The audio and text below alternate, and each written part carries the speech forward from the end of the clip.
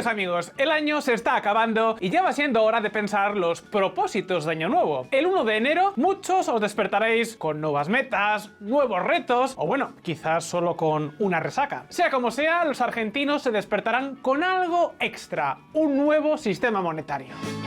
El Banco Central modificará las bandas de flotación del dólar a partir de enero. Se actualizarán por inflación. Al mismo tiempo, anticipó que podrían comprar hasta 17.000 millones de dólares para fortalecer las reservas internacionales. Sí, como lo veis, a partir de año nuevo, la flotación sucia del peso argentino, que ha sido tema de conversación todo este medio año, va a experimentar un cambio. ¿Qué tipo de cambio? Las bandas de flotación se ajustarán según la inflación de hace 2 meses. En otras palabras, como la inflación de noviembre fue del 2,5%, en enero las bandas de flotación se ampliarán un 2,5%, en lugar del 1% fijo mensual que estaba fijado. Y por si fuera poco, el Banco Central también presentó un nuevo plan para acumular más reservas, algo que hasta ahora ha sido la gran asignatura pendiente del programa económico de Milei. Sí, ya sé lo que estaréis pensando. Esto suena a un cambio aburrido, sin mucha repercusión. Pues no, nada más lejos de la realidad.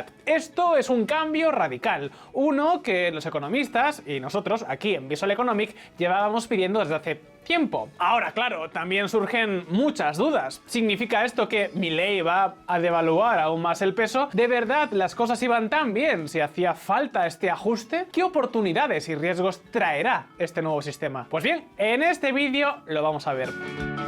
Pero, hablando de cambios, si inviertes en cripto desde España hay algo que tienes que saber. Hasta ahora, el mundo cripto vivía en una especie de zona gris. El control legal era limitado, fragmentado y, a ver, en muchos casos poco efectivo. Eso permitió que muchos inversores operaran con una sensación de libertad que hoy va a desaparecer. Porque, amigos, en 2026 cambian las reglas de juego. El 1 de enero entra en vigor la Directiva Europea DAC 8, una nueva regulación que multiplica la recogida de datos por parte de las autoridades tributarias, incluyendo de los exchanges extranjeros. Y si no has hecho las cosas bien, entonces tienes un problema. Ahora ya da igual si el exchange está en España, en Estonia o en Singapur. Lo que importa es dónde estás tú y cómo por eso hayas operado. Eso sí, antes del 31 de diciembre todavía hay margen para hacer las cosas bien y de paso ahorrar dinero. Por eso hemos organizado un seminario con Sergi Andrés, uno de los fiscalistas especializados en cripto más reconocidos de toda España. Sergi es socio en el despacho Avast Global, es una referencia en fiscalidad avanzada y es también profesor en instituciones como el IEB o la Universidad de las Hespérides. Pues bien, en este seminario explicará con detalle cómo beneficiarse correctamente y de forma segura de la normativa existente en torno a las cripto. Y también hablaremos de temas sobre los que nos habéis preguntado muchas veces, como la residencia fiscal. Así que, si quieres estar al día y aminorar en la medida de lo posible tu carga fiscal o evitar sustos, puedes apuntarte al seminario online con el link que os dejamos en la descripción y en los comentarios. Y también con este QR que veis en pantalla. 100% fundamental. Pero bien, dicho esto, continuemos.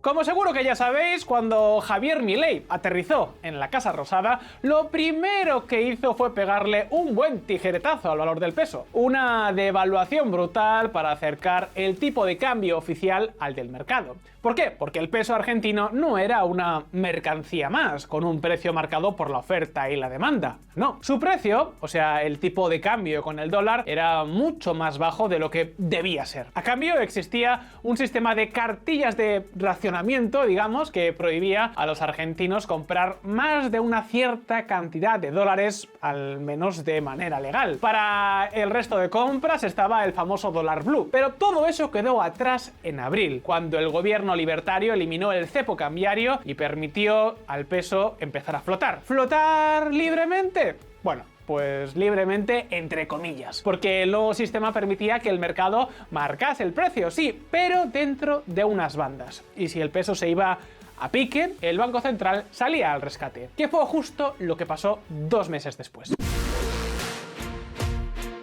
Ahora bien, viene un nuevo giro. A partir de año nuevo, esas bandas ya no crecerán al ritmo de un 1% mensual, como era hasta ahora. Se moverán al ritmo de la inflación de hace 2 meses. En este canal llevábamos tiempo avisando, meses. El sistema de bandas tenía los días contados. No es que tengamos aquí ninguna bola de cristal secreta. Lo decíamos porque era el consenso de los analistas. Pero claro, en aquel momento el gobierno decía justo lo contrario.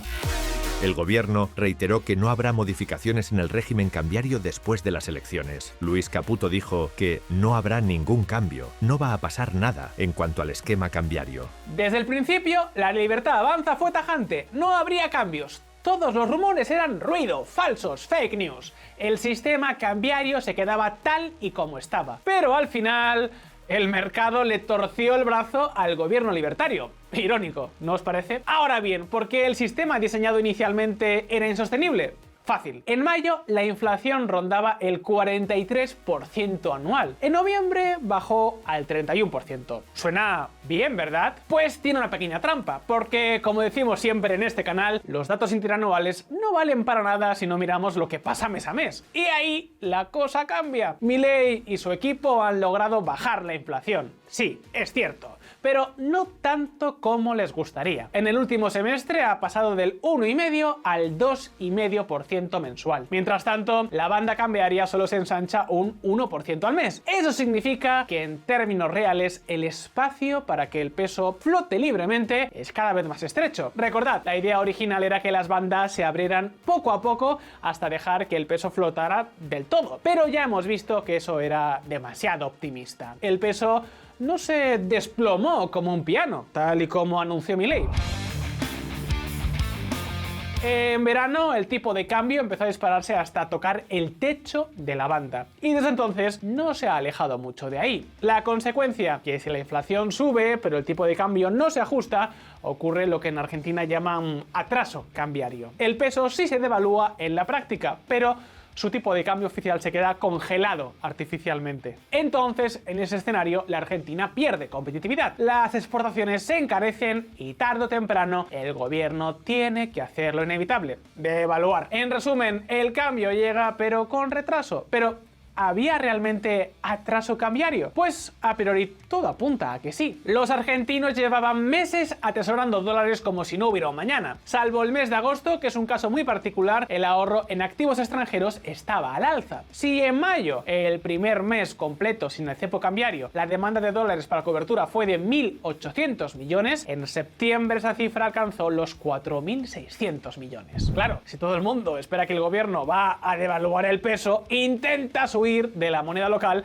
antes de que pierda oficialmente su valor. No obstante, mirad qué ocurrió en noviembre. La demanda de dólares se desplomó hasta los 200 millones. Ojo que hablamos de una caída del 95%. Y lo más loco, el gobierno no devaluó. Al contrario, el peso incluso se apreció ligeramente y estabilizó su valor. Al final resulta que el gobierno tenía razón en algo. No había atraso cambiario. Lo que había era el famoso riesgo Cuca. Ya sabéis, ese pánico en los mercados a que los peronistas vuelvan al poder. No era paranoia, las encuestas les daban una ventaja clara y de hecho arrasaron en las elecciones provinciales de Buenos Aires, aunque luego Milei les dio la vuelta en las de medio término. ¿Y el peso? Sus fundamentos eran sólidos. Si los argentinos salieron corriendo a comprar dólares fue por miedo, no por problemas estructurales. Fue una tormenta pasajera. Y ahora que la tormenta ya ha pasado, empiezan a aparecer titulares como este.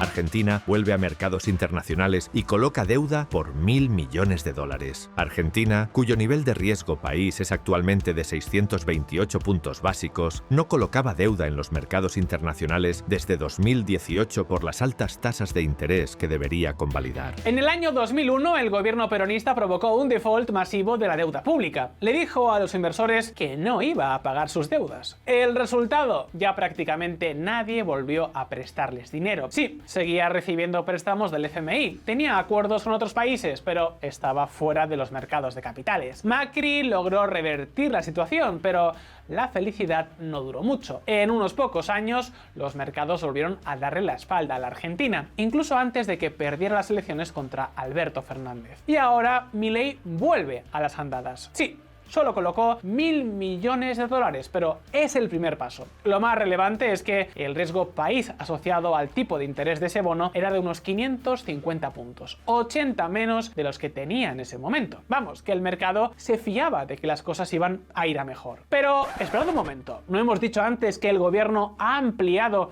las bandas porque la inflación avanzaba demasiado rápido y el tipo de cambio se quedaba atrasado? A ver, si no hay atraso y ahora las cosas van tan bien, ¿qué necesidad hay de arreglar un sistema que no está roto? Es como cuando alguien da una excusa de algo por lo que realmente nadie le ha acusado. Sospechas. Y sí, hay motivos para sospechar que no todos son buenas noticias. Hoy el mercado cambiario está bajo control, o al menos la situación no es crítica. Ahora bien, el largo plazo es otra historia completamente distinta. Si analizamos el tipo de interés de la deuda que está pagando hoy la Argentina, podemos hacernos una idea de qué tipo de cambio espera el mercado que exista entre el peso y el dólar durante los siguientes meses. Es una estimación muy imperfecta, sí, pero es la mejor que tenemos. Como podéis ver, incluso tras la victoria electoral de finales de octubre, el consenso es que el peso volvería a chocar con las bandas en la primavera del 2026. Y claro, por muy bien que estén las cuentas, un ensanchamiento del 1% al mes es insuficiente con estos niveles de inflación. ¡Ojo! Las consultoras privadas coinciden en que la inflación podría volver pronto al 1,5%. Aún así, está claro, tarde o temprano el peso volverá a chocarse con la banda superior y más vale prevenir que curar. Eso sí, prevenir tiene un precio, porque el gobierno había jurado y perjurado